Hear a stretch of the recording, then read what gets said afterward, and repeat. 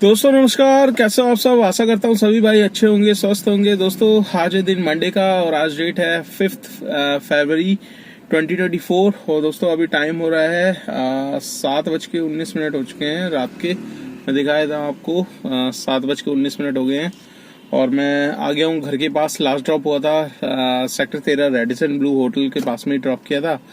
और काम एक्चुअली करना और चाहता था और बट वो ये घर के पास की राइड मिल गई। तो फिर अब बिल्कुल घर के पास जब आ जाते हैं ना रात में तो बिल्कुल भी मन नहीं करता दोस्तों। तो आप भी मुझे कमेंट्स करके बताना आपके भी साथ ऐसा होता है कि आप घर के पास लोकेशन पे आ जाते हैं फिर दोबारा से जाने की हिम्मत होती है नहीं हो पाती। दोस्तों हम भी सोचते हैं कि घर यार चलो कोई नहीं, मतलब आज काम जितना हुआ है उतना है, बाकी कल देख लेंगे, थोड़ा ज्यादा कर लेंगे। तो ऐसे हो जाता है जब आप सोच के चलते हैं ना कि काम थोड़ा करना है। अब करना किस लिए था दोस्तों? करना इसलिए था क्योंकि लेट निकला था। आज मॉर्निंग में निकला था करीब 11 बजे। तो 11 बजे निकल के आप सोच सकते हैं कितना काम हो जाएगा। तो बहुत ही कम काम हुआ है, तो इसीलिए सोचा था आज ज्यादा काम करूंगा। बट क्या है कि लास्ट ड्रॉप हुआ था चाणक्यपुरी से ही मेरे पास दो बुकिंग आई। पहले रैपिडो में आई द्वारका सेक्टर 13 की। तो मैं उनकी लोकेशन पे फोन किया, मैंने उनको फोन करके बताया भाई मैं 5-6 मिनट में पहुंच रहा हूँ, क्योंकि जाम लग रहा था चाणक्यपुरी पे। आपको पता है पीक टाइम होता है शाम के टाइम, तो जाम लग जाता है। इसलिए मैंने कहा इन्फॉर्म कर दो, बंदा रुक जाएगा। तो मैंने फोन करके बताया, उन्होंने कहा ठीक है आप आ जाओ। जैसे ही पहुंचने लगा मुश्किल से 300-400 मीटर पे लोकेशन थी, भाई साहब ने कैंसिल कर दी। कैंसिल करके फिर वापस यूटर्न ली पटेल मार्ग के लिए। तो फिर ऊबर पे ही तुरंत आ गई। तो जैसे ही यूटर्न लिया था 300-400 मीटर पे ही इंटरनेशनल स्कूल है वहाँ पे, ब्रिटिश इंटरनेशनल स्कूल ऐसी कुछ है। तो वहीं से पिकअप था मेरा, तो सीधा वहाँ लेकर आ गया। मैंने कहा चलो यार अब द्वारका भी मिल रही है तो कर ही लो। देखो बुकिंग छोड़ोगे फिर दूसरी बुकिंग कैसी मिलेगी कैसी नहीं है। अभी आपकी लोकेशन की है तो मैं सोचा था यहाँ से देख लूंगा, मन करेगा तो निकल जाऊंगा गुड़गांव की। अगर राइड आ गई तो राइड नहीं आई और मन चेंज हो गया, चेंज होके अब घर की तरफ की लोकेशन डाल दी है। तो दोस्तों आज काम लेट स्टार्ट किया तो लेट ही तकरीबन खत्म ही किया है। अब कल देखूंगा, कल दोबारा से जाऊंगा, सुबह कोशिश करूंगा। क्योंकि दोस्तों एक वही है, आप जितना जल्दी सुबह निकलने की कोशिश करोगे, सुबह अगर आप टाइम से निकलोगे, टाइम अपना सेट कर लेंगे तो आपका काम में एक रिदम आ जाता है, पकड़ में आ जाता है। सुबह जैसे अगर आप 5 बजे निकले तो 5 बजे आपको नॉर्मल रेट की बुकिंग्स मिलेगी, ठीक है। कई बार होता है सर्च में मिलता है, सर्च की इसलिए लग जाता है क्योंकि सुबह सुबह स्टेशन एयरपोर्ट्स वगैरह की पिकअप्स बहुत ज्यादा होते हैं, डिमांड हाई हो जाती है। तो उस दौरान बंदे को जल्दी कैब करना पड़ता है। और राइडर भी ये नहीं सोचता फेयर कितना दिखा रहा है, भाई उसको टाइम से पहले पहुंचना है, चाहे एयरपोर्ट हो चाहे रेलवे स्टेशन हो। दोनों जगह देखिए, एयरपोर्ट पे तो आपको पता है 1-2 घंटे पहले ही पहुंचना पड़ता है। अगर आपका लगेज है तो 2 घंटे पहले आपको रिपोर्टिंग करनी पड़ती है। और रेलवे स्टेशन पे भी ये है कि आपको कम से कम आधा घंटा तक पहले पहुंचना पड़ेगा। नहीं पहुंचोगे तो फिर आपने दिल्ली के रेलवे स्टेशन का हाल देखा ही है। अजमेरी गेट हो, सराय रोला और निजामुद्दीन हो, तीनों इस टाइम सुबह मॉर्निंग टाइम 5 बजे क्या है कि ट्रेन भी आती है 7 बजे की, 5 बजे की ट्रेन भी होती है और 7 बजे की आती है, शताब्दी वगैरह भी आती है। तो काफी भीड़ हो जाती है, देखने को मिलती है। इसीलिए राइडर है ना, कैब बुक में देरी नहीं करता और वो फेयर भी चेक नहीं करेगा कि फेयर कितना आ रहा है। बस उसको एक ही उसका मोटिव है कि भाई टाइम से पहुंच रहे हैं। तो इसलिए सुबह सुबह अगर आप निकलोगे, सुबह आपको थोड़ा सर्च भी मिल जाएगा। सर्च नहीं मिलता तो रोड आपके स्मूथली खाली मिलेंगे, जिसमें आपकी थोड़ी सी अर्निंग 2 घंटे में 400-500 रुपये आप कर सकते हो। उसके बाद जब आप सर्च के टाइम में आओगे, पीक टाइम में आओगे, तो ट्रैफिक में आपको थोड़ा सा ट्रैफिक तो मिलेगा पर रेट अच्छा खासा मिल जाएगा। 2-3 घंटे का रेट जो होता है वो अच्छा मिल जाएगा। तो आप सुबह के लेके 12 बजे तक आप 1000 रुपये तक का काम निकाल सकते हो, उससे ऊपर भी निकाल सकते हो। वो डिपेंड करता है आपकी राइड पे, टाइम पे, डिस्टेंस पे, किस रूट की राइड है, कैसी राइड है, सर्च में है ये क्या बिना सर्च किए, वो आपके ऊपर डिपेंड करता है। तो इसीलिए कोशिश यही करो, सुबह निकलो, सुबह निकलोगे तभी आपका रिदम बनेगा। और कहीं जैसे हम दिन में निकलते हैं तो दिन में क्या होता है, 1-2 घंटा वेट करना पड़ जाता है। हम राइड चूज ही बन जाते हैं, हम चूज यही करते हैं, यार इस लोकेशन की राइड आ रही है, नहीं नहीं नहीं हटाओ इसे, ये नहीं चाहिए यार, अरे यार इसमें तो जाम मिल जाता है, अरे यार इसमें ये हो जाता है, अरे इसमें वो हो जाता है। तो दोस्तों ऐसे काम नहीं चलता। अगर आप अरे अरे करते रह जाओगे तो फिर बाजी कोई और मार जाएगा। आपके साथ में पीछे और भी भाई खड़े रहते हैं इस मौके में। ये दिमाग में बना लो कि भैया बुकिंग आपको उबर में हर टाइप की करनी है। अगर आप लंबी के चक्कर में पड़े रहोगे तो लंबी के चक्कर में बहुत भाइयों का एग्जाम्पल मैं बता दूं, लंबी के चक्कर में 2-2 घंटे बैठते हैं रोड पे और फिर बाद में फंसाते हैं यार कोई बुकिंग ले लेता तो बेटर रहता। तो इसलिए कोशिश ये करो, देखो रूट आपको पता है, लोकेशन आपको पता है, कौन कौन से रूट्स खराब है, खराब रूट्स के मतलब बाकी आपको पता है। देखो उबर का ये है सॉफ्टवेयर ऐसा काम करता है कि आपको छोटी भी बुकिंग लेनी पड़ेगी, 5 किलोमीटर की भी लेनी पड़ेगी, 10 किलोमीटर की भी लेनी पड़ेगी और 25 की, 40 की, 50 की भी लेनी पड़ेगी। तो उबर हर टाइप की बुकिंग्स आपको देता है। अगर आप एक ही टाइप की बुकिंग्स को लेके सोचो तो काम नहीं बनेगा। तो ऐसी छोटी मोटी बुकिंग्स करके ही जब आप शाम तक का फिगर देखोगे ना तब बहुत अच्छा देखने को मिलता है।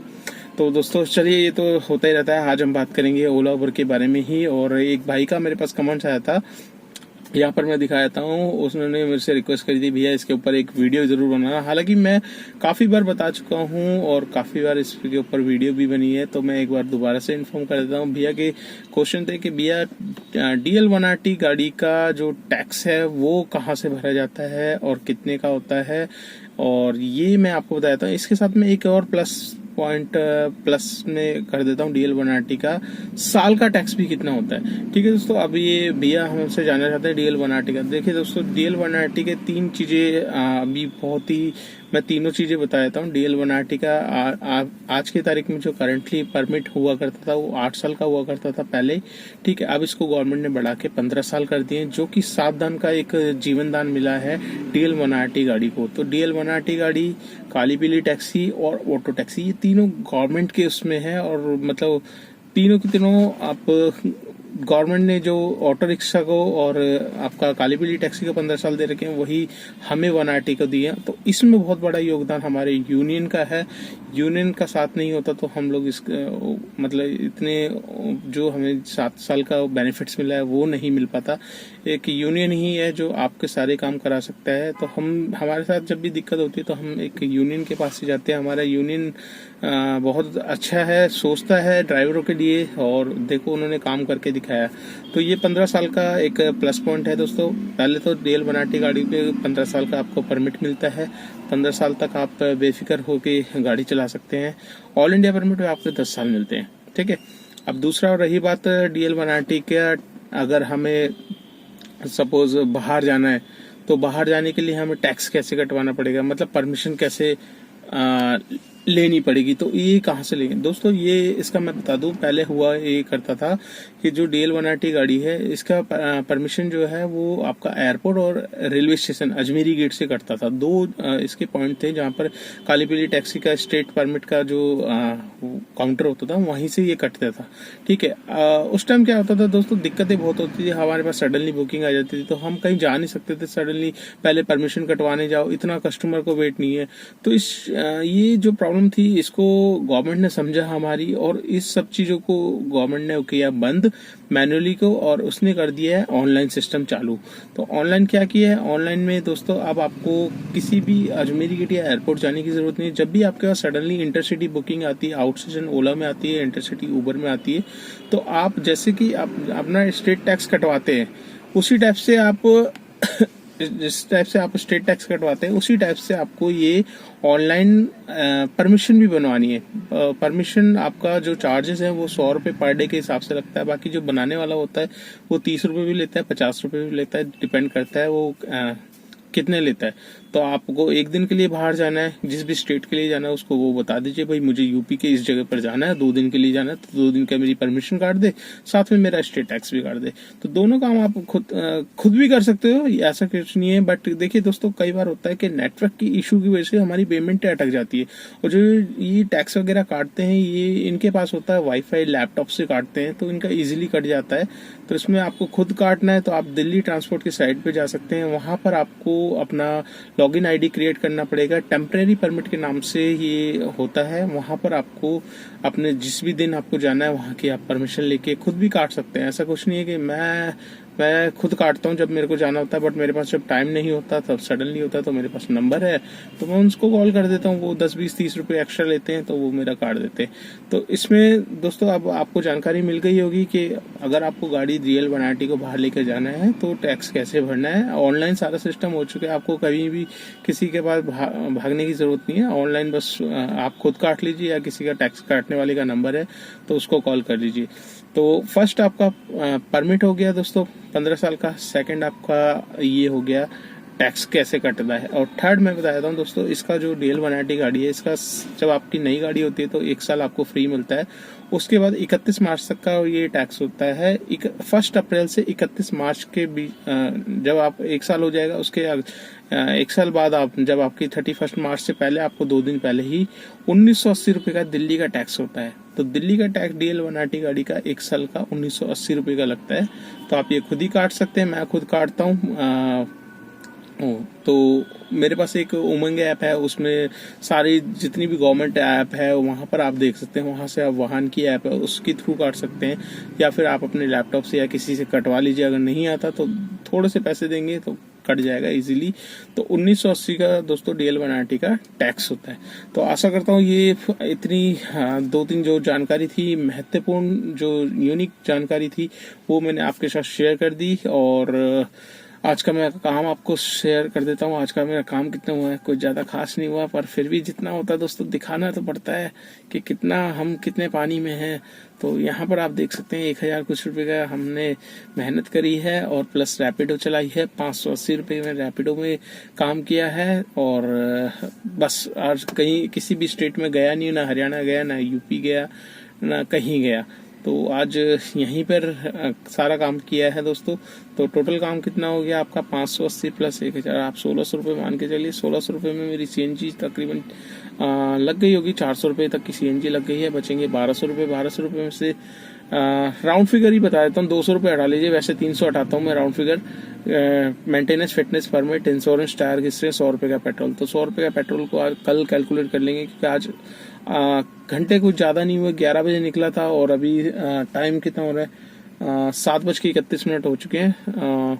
तो आप 12, 1, 2, 3, 4, 5, 6, 7, 8 घंटे का काम है। तो 8 घंटे में कितने काम हुआ है, 1600 रुपये का। तो 1600 रुपये में से 400 की CNG हटा लेंगे, 200 मेंटेनेंस, फिटनेस परमिट का खर्चा हटा लेंगे, तो नेट अर्निंग है 1000 रुपये की। तो 1000 रुपये में मेरे को किसी को कुछ नहीं देना है, बस ये समझ लीजिए दोस्तों ये मेरी अर्निंग है। हाँ, अगर आपकी गाड़ी फ्री नहीं है तो इसमें गाड़ी की EMI भी आपको निकालनी पड़ेगी, और तब जाके आपकी नेट अर्निंग आएगी। तो ये अर्निंग सबकी अलग अलग होती है, सबके काम के ऊपर डिपेंड करता है कितने घंटे काम से कर रहे हैं। तो मैंने लेट स्टार्ट किया था तो इसलिए दोस्तों कम शो हो रही है अर्निंग, वरना यही अर्निंग अगर मैं सुबह निकलता तो 2500-2700 डेफिनेटली होती। तो आशा करता हूँ ये वीडियो आपको अच्छी लगी होगी। वीडियो अच्छी लगी तो एक लाइक, एक शेयर जरूर करना दोस्तों। चैनल पे फर्स्ट टाइम है तो चैनल को सब्सक्राइब कर लेना, और अगर आप मेरी वीडियो फेसबुक पेज से देख रहे हो तो उसको भी फॉलो कर लेना। ज्यादा शेयर करना दोस्तों, जितनी आप वीडियो शेयर करते हो उतनी हेल्प मिलती है मुझे, मेरी वीडियो आगे पहुंचती है, उन भाइयों के पास जाती है जो जानना चाहते हैं ओला उबर में कैसा काम है, एक्चुअल में कितना काम है, कितनी अर्निंग हो जाती है ओला उबर में। तो सारी की सारी ये जानकारी सिर्फ आपको मेरी वीडियो में देखने को मिलेगी। तो चलिए दोस्तों वीडियो को एंड करते हैं और आपसे मुलाकात करते हैं कल नेक्स्ट डे नेक्स्ट अर्निंग पे। तब तक के लिए बाय बाय।